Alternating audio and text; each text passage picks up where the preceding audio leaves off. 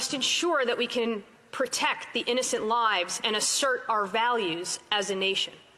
That is why I've introduced this bill.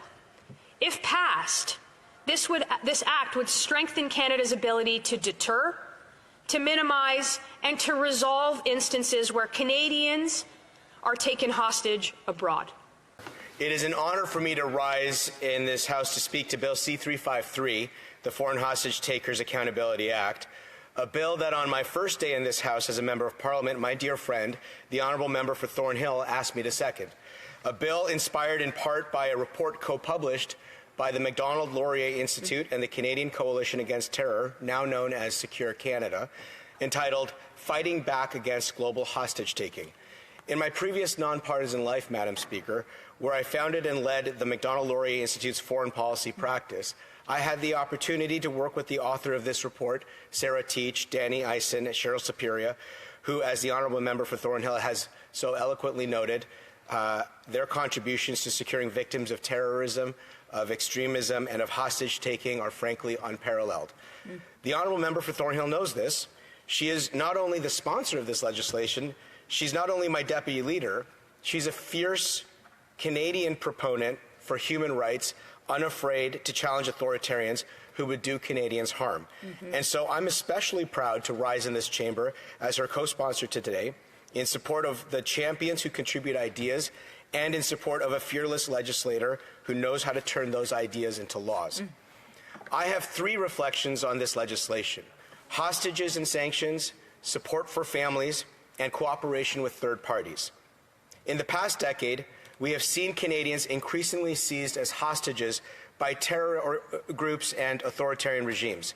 In China, the world watched Xi Jinping's wolf warrior diplomacy holding Michael Kovrig and Michael Spavor for over 1,000 days as retaliation for arresting Huawei executive Meng Wanzhou.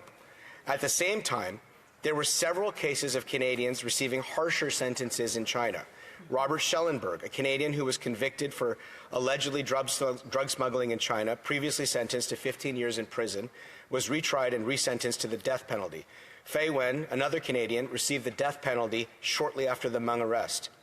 In Iran, when the clerical regime arrested Saeed Malikpour, a Canadian permanent resident originally sentenced for the death penalty while visiting his ill father. And today, we see Hamas, a sadistic death cult, using their own people as human shields, murdering innocent Israeli and Canadian lives. Hamas has proven they have only one goal: to eradicate the Jewish people and any freedom-loving person who stands in their path. That's right. They have shown they do not care about any civilian life and are willing to use innocent hostages right now as bargaining chips to further their terror apparatus. By clearly directing that sanctions may be implemented against states and individuals alike responsible for engaging in hostage-taking and arbitrary detention in state-to-state relations, this bill provides the tools necessary to combat these crimes and gives greater teeth to the government in stopping our enemies from taking hostages in the first place. Alarm bells are ringing across this world as the urgency to protect and defend our citizens have never been higher. Which brings me to my second point: the need for tools to support families of hostage-taking.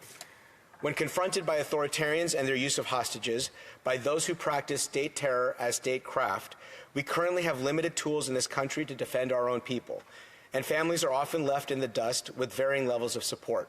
Canada has not taken enough meaningful action to combat or deter this behavior. In the case of Zara Kazemi, her family couldn't even seek damages from the Iranian regime.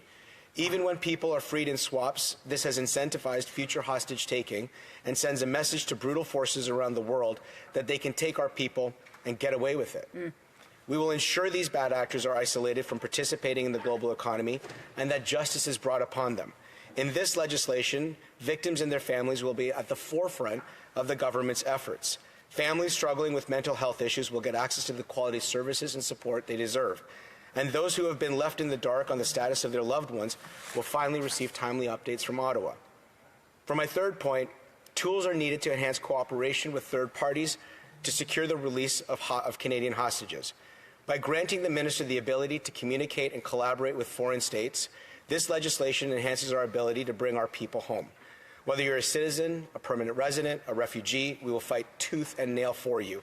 And to those abroad offering valuable information on the status and location of hostages, we will protect you, we will stand with you, and we will make sure that we will fight for your repatriation. Bill C-353 gives the government the discretion to do just that, keeping those who assist us safe by granting the minister the ability to consider immigration status for them and their families. So to close, Madam Speaker, we have a responsibility to protect and defend our innocent civilians from the evil that roams this earth. This common sense legislation is long overdue. We need to be providing hostages and their families the support they need and the justice they seek. We need to target the authoritarians and brutal regimes who think they can hold Canadians captive with zero consequence. I'm proud to stand with the honourable member of Thornhill, and to my colleagues across this chamber, this need not be a partisan undertaking.